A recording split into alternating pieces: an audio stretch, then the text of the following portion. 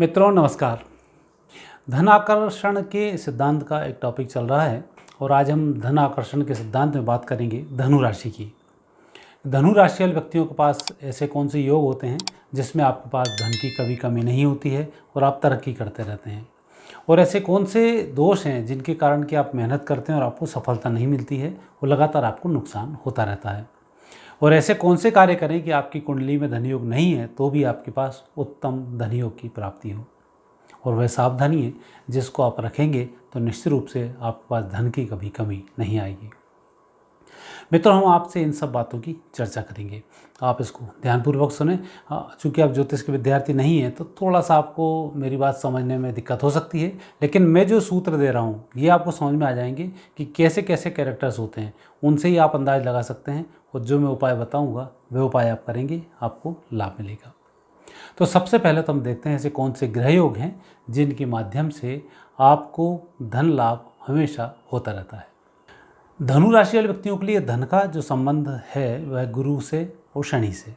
दोनों ग्रह यदि आपके बलवान हैं, चंद्र से दृष्ट हैं, तो आपकी आर्थिक स्थिति निश्चित रूप से सुदृढ़ होती है। और विशेष रूप से 3, 6 और 8 तृतीय स्थान पर यदि शनि गुरु चंद्र का संबंध है, अपार धन योग बनेगा। छठे स्थान पर शनि गुरु चंद्र का धन योग है, अपार आपको सफलता मिलेगी। एकादश भाव में यही स्थिति बनती है तो भी लाभ मिलेगा। और आपकी लग्न भी धनु है, राशि भी धनु है, तो ऐसे समय में जब गोचरवश चंद्रमा इन स्थानों पर आएगा तब आपके धन योग बनाएगा। और लग्न आपकी अलग है और चंद्र का इनसे कहीं संबंध बन जाता है तो आप मानकर चलें आपकी बल्ले बल्ले होगी। ऐसे ग्रह योग जिनके माध्यम से आपको अच्छा लाभ मिलता है उसमें कुछ एक एक ग्रह का भी एक योगदान होता है।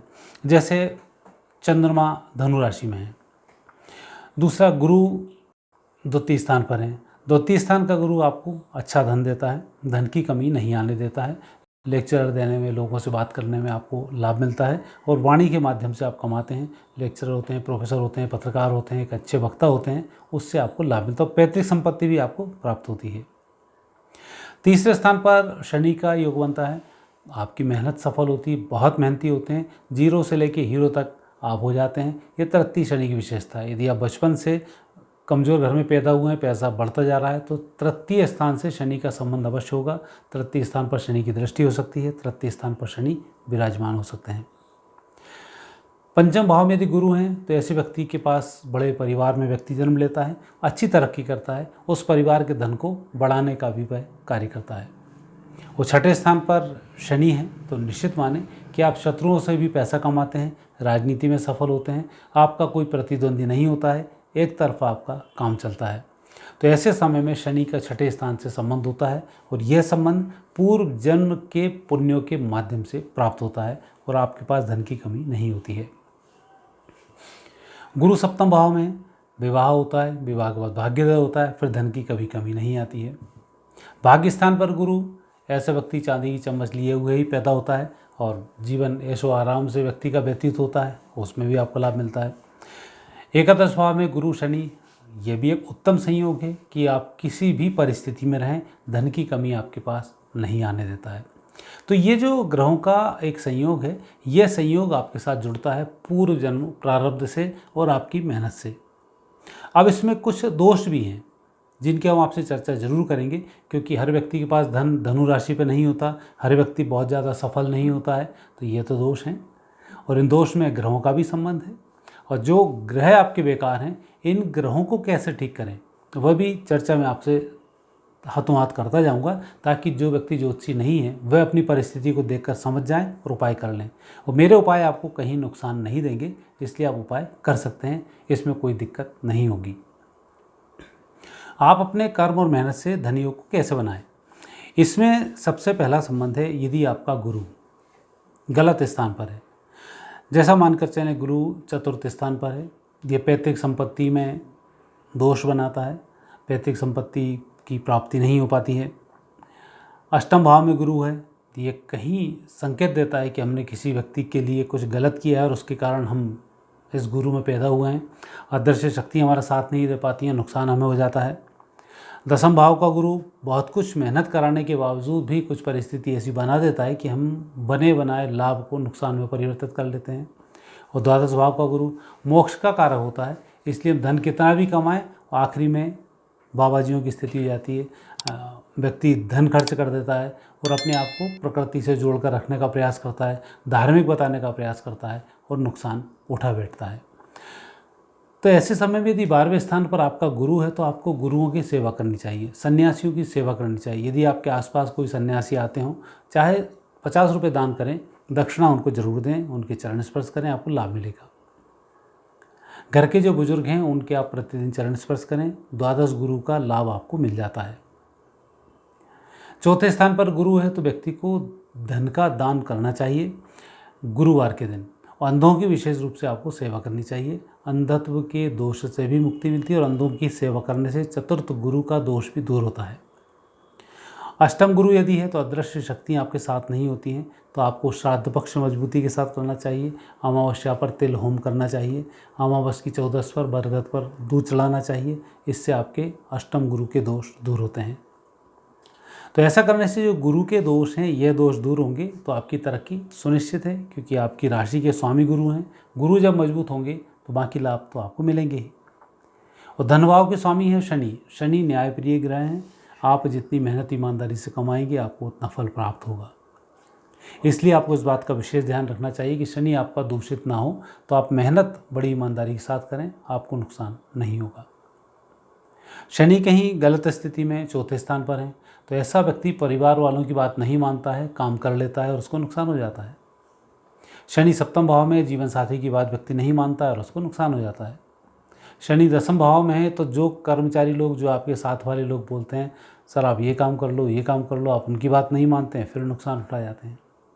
शनि द्वादश में है तो आप चेक दे देते हैं किसी व्यक्ति को, गलत तरह से चेक पहुंच जाता है, व्यक्ति ज़्यादा अमाउंट भरकर आपको उसमें उलझा देता है, तो वहाँ फंस जाते हैं। ऐसे में धनयोग आपका टूट जाता है। तो यह आपको विशेष ध्यान रखना चाहिए। परिवार वालों से संबंध बनाकर रखें, मित्रों की बात को स्वीकार करें, वो चेक किसी को साइन करके ना दें। ऐसा करने से आप अपने कर्मों के माध्यम से उत्तम धनयोग को प्राप्त कर सकते हैं। धन के संबंध में सावधानी है। धनु राशि वाले व्यक्तियों को इस मामले में बहुत सावधान होना चाहिए। सबसे पहले तो धन के संबंध में धनु राशि के स्वामी बनते हैं गुरु। आपको भगवान कृष्ण, भगवान राम, बालाजी, जो भगवान विष्णु के अवतार हैं उनमें से जगदीश भगवान जी, गिरिराज जी, इनमें से किसी की भी आराधना करनी चाहिए। उस आराधना के माध्यम से आपको लाभ मिलते हैं और आपके दोष इसमें समाप्त होते हैं। दूसरा, बहुत अधिक उधारी में आपको नहीं रहना चाहिए। जितना आप व्यवसाय कर रहे हैं उसकी 1/4 ही उधारी होना चाहिए, इससे अधिक उधारी नहीं होना चाहिए। अन्यथा जब उधारी 50% से अधिक होती है तो धनु राशि वाले व्यक्ति डूबना शुरू कर देता है। स्टार्टिंग अवश्य आप थोड़ी सी अधिक उधारी से कर सकते हैं, परंतु जल्दी से जल्दी वह उधार को आप पटाने का प्रयास करें ताकि आपको कोई दिक्कत इसमें ना आए, इसका आप विशेष ध्यान रखें।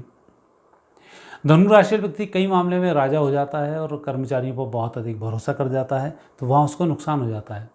तो उसको इस बात का विशेष ध्यान रखना चाहिए कि कर्मचारियों से आपको नुकसान ना हो, आपकी निगाह उन पर बनी रहे, इस बात का विशेष ध्यान रखना चाहिए।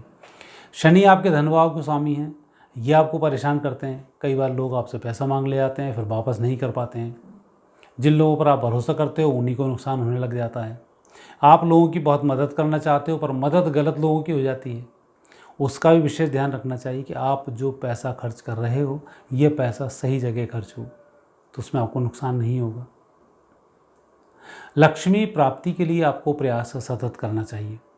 प्रयास सतत इसलिए भी करना चाहिए कि धनु राशि वाले व्यक्ति यदि चुप बैठेगा तो सोना पसंद करेगा, फिर काम नहीं कर पाएगा। तो और यदि वो प्रयास करता है तो जी जान लगाकर प्रयास करता है तो सफलता के चांसेस बहुत अधिक होते हैं। तो शांत बैठने के स्थान पर लगातार आप प्रयासरत रहें, आपको बहुत अच्छा इसमें लाभ प्राप्त होगा।